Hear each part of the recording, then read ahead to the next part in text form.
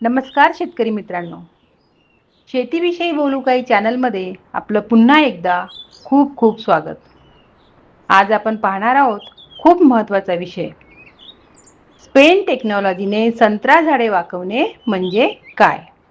आणि हे का करतात? आणि त्यामुळे उत्पादन कसं वाढतं? जर तुम्ही संत्रा बाग लावली असेल तर हा व्हिडिओ शेवटपर्यंत नक्की बघा. तर मित्रांनो, संत्रा झाडे नैसर्गिकरित्या सरळ वर वाढतात. आपल्या सगळ्यांकडे संत्र्याचा बगीचा असतो. आपण बघितलं असेल की झाडं असे सरळ वर वाढतात. मग यात काय समस्या येतात? तर उंच झाड वाढलं तर फळं कमी येतात, कारण जिथे ज्या ज्या भागाला सूर्यप्रकाश मिळतो तिथेच फळं येतात. आतल्या फांद्यांना सूर्यप्रकाश मिळत नाही, मग वरच्याच भागात उत्पादन येतं. त्यातल्या त्यात जर खूप उंच झाडे असेल तर फवारणी आणि संत्रा तोडणी करणं पण कठीण होते. आणि म्हणूनच झाडाचा आकार, त्याला इंग्लिशमध्ये म्हणतात कॅनोपी मॅनेजमेंट, खूप महत्त्वाचा ठरतो. तर काय आहे की स्पेनमध्ये संत्रा आणि सिट्रस पिकावर खूप संशोधन झालं आहे. तिथे संत्रा, मोसंबी, लिंबू या पिकावर खूप संशोधन झालं आहे. आणि मग त्यातून एक टेक्निक आली. काय? ब्रँच बेंडिंग टेक्निक, म्हणजे झाडाची फांदी वाकवणे. त्यामुळे काय होतं की झाडाच्या फांद्या थोड्या खाली वाकवतात. तर का वाकवतात? तर त्यामागे सुद्धा एक सायन्स आहे. जेव्हा फांदी सरळ वर असते तेव्हा ती फक्त वाढते आणि त्याला काय म्हणतात? Vegetative growth. पण आपण जेव्हा तिला वाकवतो तेव्हा ती फुलं आणि फळं देण्याकडे वळते, म्हणजे ती फ्रुटिंगकडे वळते. तर हे टेक्निक वापरल्याने आपल्याला मग काय फायदा होतात? तर काय होते मग? त्यामुळे काय होतं की फुलधारणा वाढते आणि वाकवलेल्या फांद्यावर जास्त फुलं येतात. नॅचरली फुलं आले की त्याच्यावर फळाची संख्या वाढेल आणि त्यातल्या त्यात फळाची गुणवत्ता पण चांगली होते. झाडाचा आकार नियंत्रणात राहतो, त्यामुळे खूप उंच उंच झाडं वाढत नाही. सूर्यप्रकाश सर्व भागात पोहोचतो, झाडाच्या आतपर्यंत सूर्यप्रकाश मिळतो. शिवाय जर झाडं खूप उंच होत नाही, म्हणजेच काय होतं, मग आपण फवारणी पण सोपी होते, औषधं पण पूर्ण म्हणजे सगळ्या प्रत्येक पानावर किंवा सगळ्या झाडांना नीट लागतात. आणि मेन म्हणजे संत्रा तोडणे कामगारासाठी सोपं पडतं.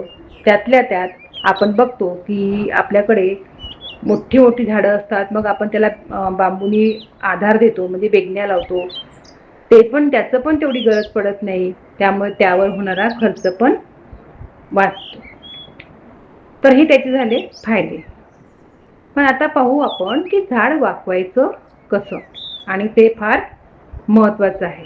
झाड वाकवायचं म्हणजे फांद्या वाकवायच्या. तर आपलं फांद्या वाकवायच्या म्हणजे खरं तर खूप जाड किंवा जुन्या फांद्या वाकवायच्या नाही. आपल्या नवीन आलेल्या, म्हणजे 6 महिने 1 वर्ष जुन्या एवढ्याच ह्या फांद्या निवडायच्या आणि त्या हळूवार वाकवायच्या, जोरात वाकवायच्या नाही. आपण जोरात वाकवलं तर काय होईल? तुटण्याचा धोका असतो. आणि त्याचा अँगल 45 ते 60च ठेवायचा. तुम्ही जर ॲक्च्युली हे काम हिवाळ्यात किंवा पावसाळ्यात करणं योग्य असते. आपण उन्हाळ्यातही करू शकतो, पण त्यासाठी खूप काळजी घ्यावी लागते. एक तर सकाळी किंवा संध्याकाळी, म्हणजे जास्त उन्हात करू नये. त्यातल्या त्यात खूप जास्त फांद्या वाकवू नये, म्हणजे 45 डिग्रीचा अँगल ठेवूनच वाकवायच्या. वाकवताना दोऱ्याने बांधा, किंवा दोऱ्यापेक्षा आम्ही आमच्या शेतात काय केलं आहे की नायलॉनच्या साड्या आणून त्याच्या पट्ट्या कापल्या आणि त्यांनी आम्ही बांधलेलं आहे. जमिनीमध्ये इकडे एका कोपऱ्यावर पिन आणि समोर शेवटची एक पिन ठोकली लोखंडाची, आणि त्यामधून एक तार टाकला आणि त्या तारावर आम्ही मग प्रत्येक झाडाच्या त्या फांद्या वाकून तिथे बांधल्या आहे.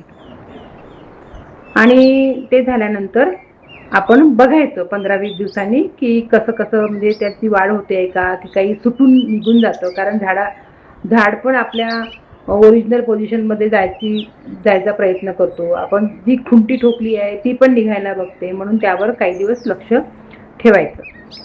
तर असं आपण त्याला कॅनोपी मॅनेजमेंट किंवा फांद्या वाकवणे असं करायचं.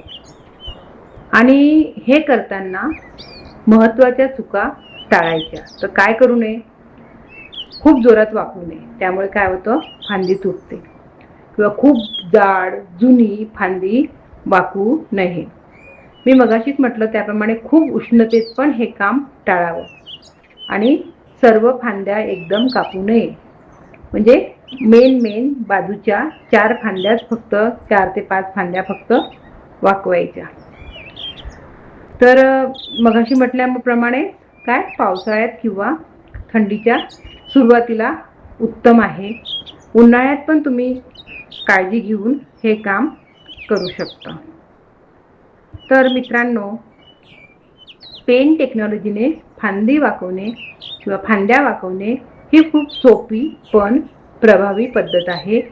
आणि अशा पद्धतीने केलं तर विज्ञान सांगतं किंवा कृषी तज्ज्ञ सांगतात की उत्पादन नक्की वाढते.